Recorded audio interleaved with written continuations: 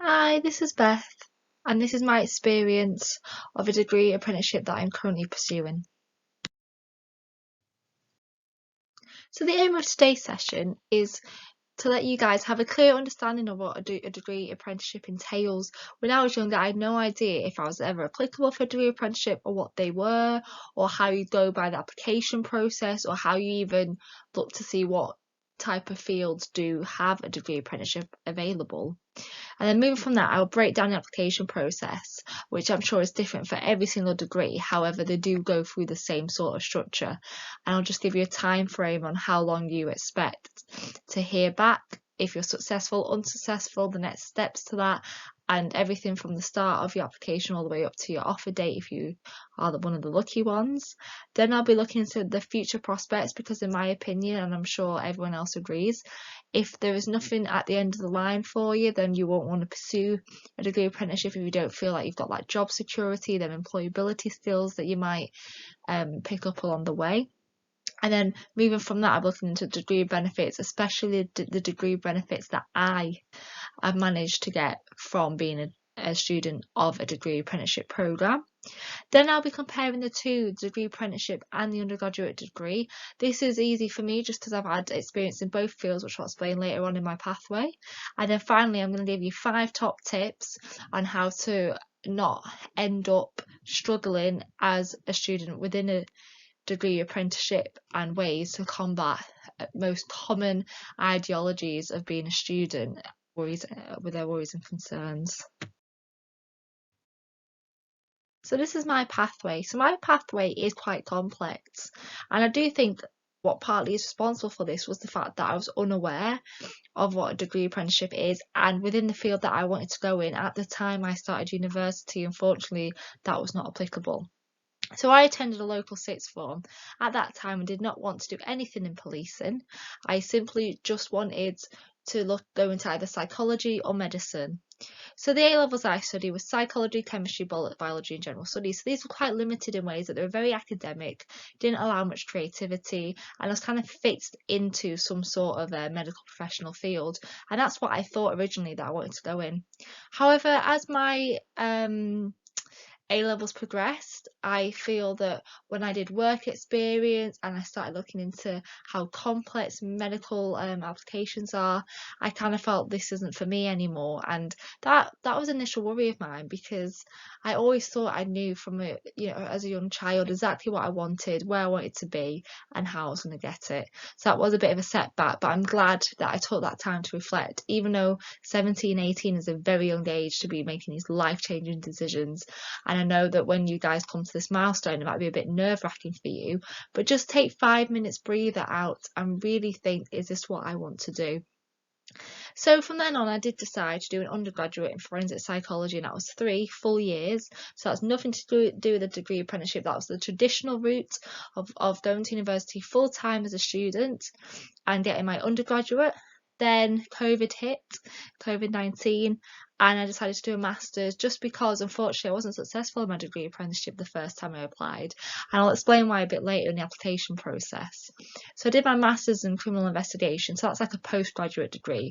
So you can only access them type of degrees once you've done an undergraduate degree, or if you decide to do a degree apprenticeship. So the masters, that was it, a year full time. Some are 2, but mine was a year, and that was just basically a top up of what I have learnt in my undergrad and to really develop them core skills that I've been practicing at a higher level.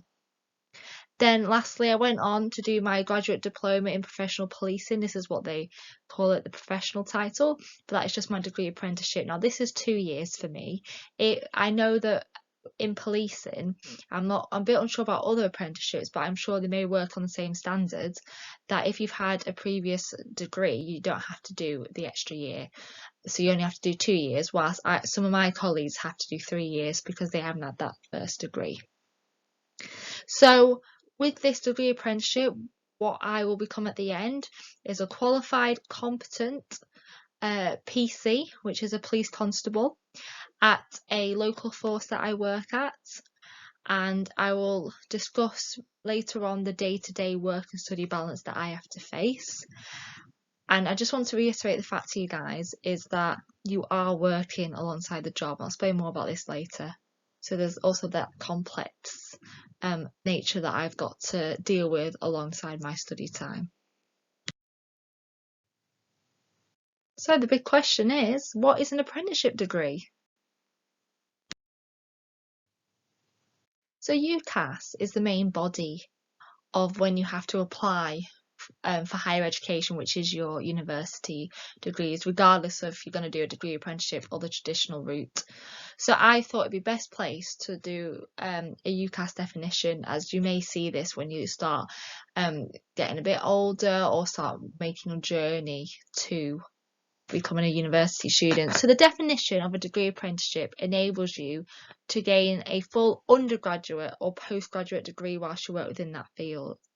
So that means that you will also be getting your academic lessons and your academic knowledge alongside your operational experience. So you will be working full time alongside some part-time work. And that doesn't necessarily mean that you'll be doing, for example, 3 days at work, 2 days at university.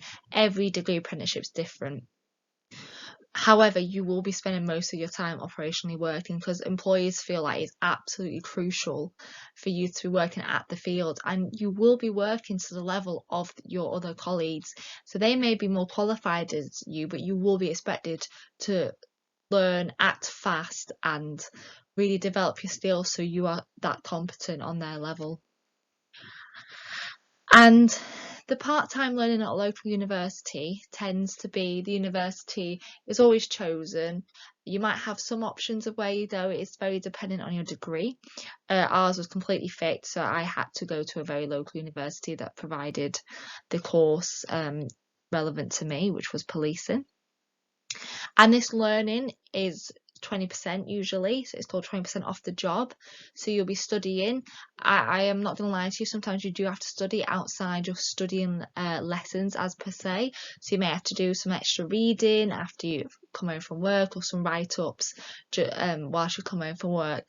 And you've got to realise, and I've realised this, that at the end of the day, it's only a certain amount of years that you have to do this for. So there's only a certain amount of probation period you'll be in, and after that you'll be fully qualified. And these days of maybe some long hours that you see other colleagues get off on an early dart, for example, it might be quite frustrating at first, but just relax, take 5 minutes and think, well, I'm still learning, and come next year, for example, I won't be in this position anymore.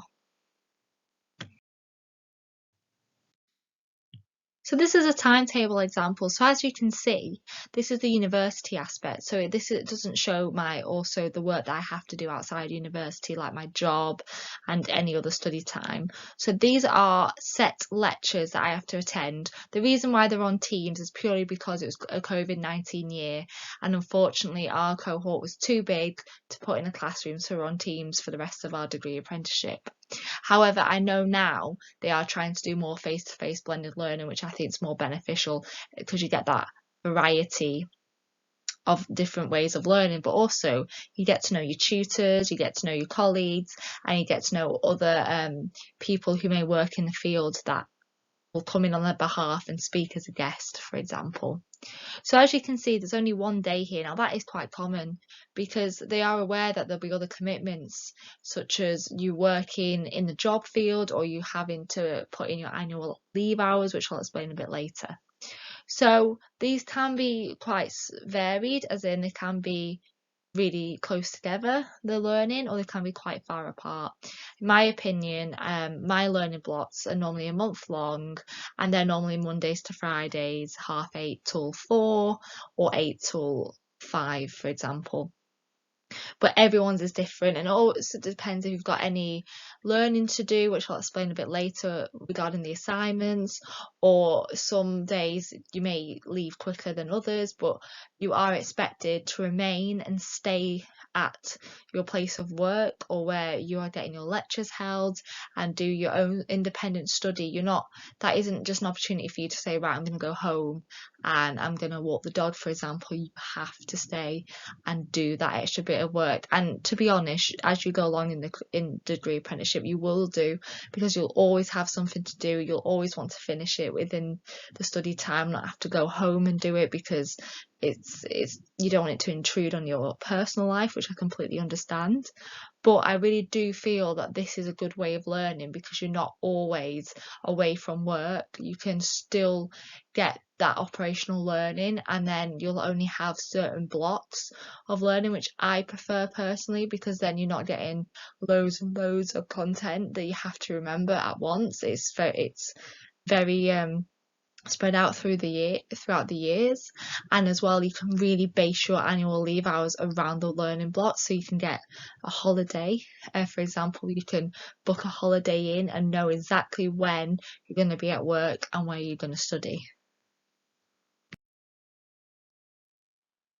So here I'm going to discuss the application process.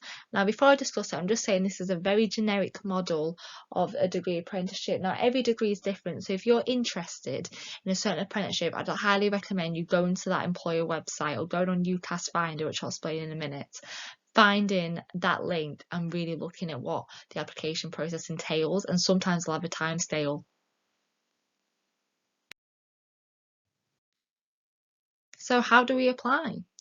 So if you have ever worked in a job, or you've seen people apply for jobs, like you might see your older siblings, for example, or your parents or guardians, then you'll realise that they can be quite difficult and can be quite confusing. However, most degree apprenticeships have a really good broken down list of exactly what you need to do. So first things first is always look at the employer's website and see if they're hiring. And you can also look at UCAS Career Finder tool. You'll learn more about UCAS as you go on through your school years. And from then on, you'll submit an application page. Now that might include a cover letter or a CV. A CV is basically a two-sided form which just says exactly what work experience you've had and what makes you you and why they should employ you. Then you might go through testing. Now, this isn't always for every degree apprenticeship. So some testing, like for example, in the police, or if you wanted to have a degree in the army, or like engineering, for example, you may have to have some numerical testing. So it's basically very simple maths and English testing to make sure that you can at a satisfactory level know how to add or know how to write certain things. Or you might have a psychometric testing. Now that's more for your medical stuff, so for like your policing as well, and maybe your paramedics, that type of thing. And psychometric testing is just basically trying to understand how you work, how you cope in certain situations, and how would you try and fit in scenarios your own views and opinions without being biased, which basically means how would you cope, how would you solve the problem. Then you go through interview. So interview, that will be different for every single degree apprenticeship. They'll ask you a series number of questions. They expect certain answers to hit certain criteria, and that will all be explained. You can probably find advice pages on various websites on how to smash a good interview. Then if you do a more specialised role for policing, like example, there may be some DBS or vetting checks, and that's just to basically see if you're a criminal, if you've got any convictions, or if you know anyone who's had a criminal history that you're quite close with, then they'll look into that. And then you may have a fitness and medical test. So a fitness test, they're normally quite simplistic. They're just running for a certain amount of meters for a certain amount of time. And then the medical is just making sure like you're healthy, that your blood pressure's fine, that type of thing. Then you'll go on to your references. So normally it's 2 references. One's from your latest employer. If you don't have an employer, don't worry about it. You can always ask your school or someone that you're familiar with. They can do a character reference. For example, if you're close to like a neighbour who's known you for a few years and you might have done some volunteering work with them, you can use them as a reference. And then they'll do something called a sickness investigation. Now, this does catch out a lot of people because people think, oh, sickness is just when you're sick at work. they will look sometimes at your attendance records at schools, colleges. I know with my degree apprenticeship in policing, what we had to do is we had to declare our last 5 years of sickness, which is quite a long time, and we had to clarify exactly why we were sick and how long we were sick for. And then you'll get a call back and it's starting date inquiries. Now, the reason why they may give you two options of a starting date, it could be because you might be going on holiday, for example, they don't want to interrupt that, or they might just not have the availability at the moment. So they might say, oh, would you rather go on this date than this date? Or they might provide you with one date and go, right, that's your starting date. So this is future prospects and degree benefits. These reasons on the screen are why I chose this degree apprenticeship. So with my employer, I am guaranteed a secured graduate paid job. Now, graduate paid jobs pay a lot higher than non-graduate jobs. That's because they're aware that you have worked towards a qualification, and therefore it is applicable for you to have a higher salary than someone who has not worked to that degree because you put that hard work and effort in. That does not mean that you're better than them in any way. They are doing the same job as you, but because you've got them more employability skills, you've got some more operational experience, some academic critical thinking. For example, you've been taught a certain way to think. You've also been taught how to always not be biased towards people. That goes in an employer's favour because they can see that you can make a rational decision and decide whether they like you or not. But other incentives on this degree apprenticeship was I love the fact that I can earn whilst I learn. So when you are going on your learning blocks or your learning days, for example, you don't get a lesser pay. You get the same pay as you do when you work. And it makes you become independent much faster because you've got a monthly or fortnightly, depending on how your wages work. You've got that type of financial security that's really important. You also benefit from personalised support. So you normally have a tutor or assessor to shadow you academically as well as operationally. So that means I'll have a separate tutor to help me on any academic, like learning work. For example, if I'm struggling on reading something or I don't understand a topic, I can go to them. But then I also have another tutor for when I'm at work and say I don't understand like how to use a computer software or something's confusing me because I can't apply it into practice. So I might be taught to do something a certain way on the academic side, but then when you actually try and do it, it doesn't work. I can discuss with the tutor and they can try and advise me on how to be the best at my job. You can gain work experience and improve employability. So if you decide at the end of the however long you've done a degree apprenticeship that this is not for you and you want to still have that degree, but you didn't want to drop out because you didn't want to lose that degree title, I would say it's good work experience because you've worked in a high demand setting, because often degree apprenticeships are in high demand settings like engineering, for example, policing. I know they do degrees in armies. They do a degree in a lot of things that are quite heavily demanding. And I think that improves your employability in any other job that you go into. I love the fact that I receive student discounts because that really helps me. But then I also receive an employer discount on top. So I'm quite lucky in both worlds. So I can have two cards and I can just go into a shop and go, oh, which one has the most discount and get it. And often or not, you'll notice that the two different separate cards, if you get them, are not linked. So you can go to different shops. So one card might work in Tesco, for example, but the other card might not, but then you might get a discount in Morrison's. So they do have a wide range of shops that you can get a discount from. And I also love the fact you can enjoy your holidays. So annual leave, you're entitled to so many days paid leave. So that means you book it off, you don't go to work, but you get paid for it because that's how jobs work in this day and age. And I know from my experience and from other people who do degree apprenticeships, you don't have to work bank holidays if you're a student. That's just something to do with their insurance policies and also the fact that they are aware that you are working as well as a student. So if you have to be shadowed and stuff, they don't like to put you on bank holidays, which is good because, for example, this year I get Christmas off, which is something that in my work field is very rare. So finally, a degree apprenticeship versus university degree. Now, if you remember at the top, I said that I firstly did a university degree, which is the traditional route, and now I've done a degree apprenticeship. So I'm going to discuss some key differences there.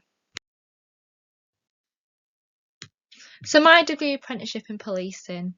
So I love the fact that I'm getting paid wages, and also I don't have to apply for finance or have to pay my university fees as I get older, because they're all paid for me.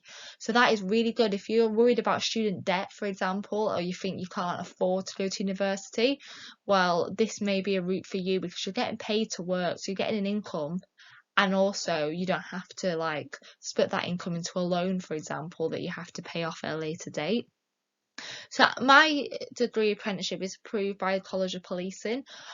Other degree apprenticeships will be approved by different bodies, and that just makes it a bit more valuable, the degree, because you have to hit certain frameworks, which are like certain topics, to make sure that you are competent and that you're good at your job, which other degrees are a bit more flexible in terms of you can kind of choose and pick what you want to do.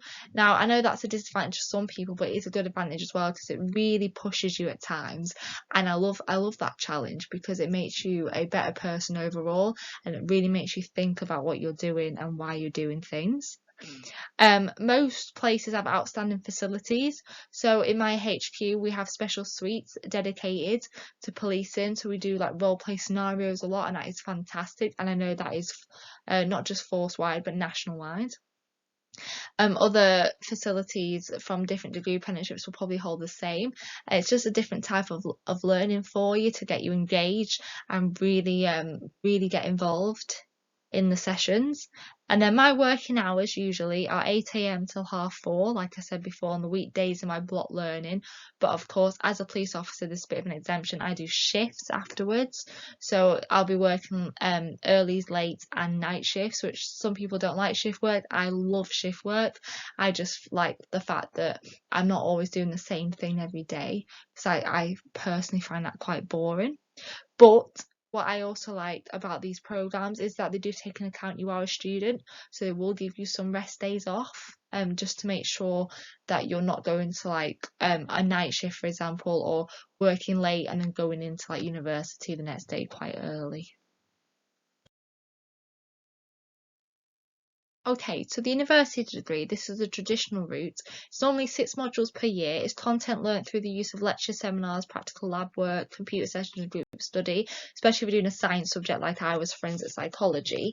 Now, just to note, appendant study is critical because you won't have that contact time with the assessors and support, the personalised support you have with the degree apprenticeship, just because the demand's a lot higher. There's a lot more individuals to one tutor, for example, so it can be really hard to get to know your tutors, which I think is quite sad, because that is sometimes you might need some support and you don't know where to go, or you don't feel comfortable speaking to a certain individual, for example. The assessments are quite fixed in a traditional degree. Degree apprenticeships are quite varied. Sometimes it might just be operational learning, like looking at your work, someone shadowing you and assessing you on that. But these are more academic in terms of written exams. You will have to reference, for example, essays, and you will have to do a dissertation. Now, a dissertation is basically a very, very long report on what you wanted to investigate, and that can be quite daunting for some, but they will give you support in either degree that you do. Luckily, I don't have to do that this year, but that is something that you tend to do with the traditional degree a bit more, just because you want that degree honours aspect. Now, a fun fact is the library study space will be a lifesaver, and that is true. I know some people don't like to work in a library, they might find it boring if you've ever been to a library, so you've got to be quiet, but the resources available are fantastic. If you want to go that extra mile, if you want to get those good marks, I'd highly recommend speaking to a librarian, because they are a fountain of knowledge. So to conclude the PowerPoint, these are my top tips that I'm going to give to you guys, so you don't fall into the same traps that I did when I started my degree apprenticeship. So the 5 things I wish I knew before my apprenticeship had started. Number 1 is get organised. I know that I've done 2 other degrees previous, but it always bites me. It always comes and gets me in the end, because I can be, as the weeks go on, I can get more disorganised, and it's really important, because especially whilst you're working full time and then do studying on top, it can get quite confusing. I'd also recommend going shopping. This is good for your interview. Make sure that you're wearing really nice formal clothing, you feel comfortable in your clothing. I know for me, for the first couple of weeks, I didn't have my uniform as a police officer, so I had to wear certain clothes, and that is completely fine, and you will get some guidance on what is appropriate to wear and what isn't. But I would say get a new wardrobe. You're becoming a new person at the end of the day. You're going on a new journey, and it's really good to reflect on that and show that and represent that as well. Do some research on the company and also on the apprenticeship. That's really helpful. Then I'd also look at some travel considerations. So what that means is, if you have to travel to a certain area, can you drive? Have you got enough money to be able to accommodate that? Do you have to get some temporary accommodation? So I know some people have had to move potentially, just so that they can do their training. And then financial management. When I first got a paycheck, I did go a bit mad, because I've never had that amount of money before in my bank account. So I'd highly recommend making sure that you can pay your bills, not looking into like loans and overdraft straight away. Just be wary of those, because they can get into a bit of a trap. And at the end of the day, you want to make sure that you're financially sound, so you can still do the things you want, the hobbies you enjoy, but you're also being sensible at the same time. Thank you for listening. If you have any questions, just report to my supervisor and they'll email me, and I'll get back to you through your teacher. Thank you. Goodbye.